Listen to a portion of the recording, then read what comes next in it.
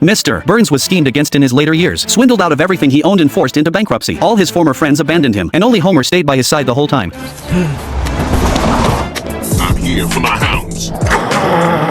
Preposterous. I raised those hounds for pups. I'm the only master they've ever known. One word from me and they'll rip you apart. Commence ripping!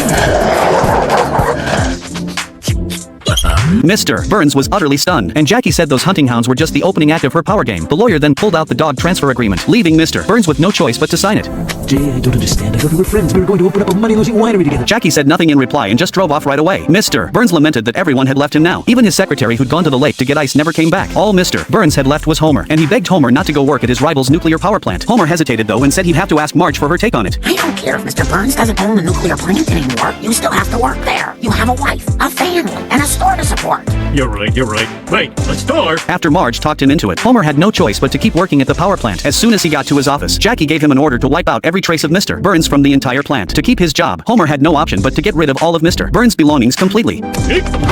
You did good. Here's your reward.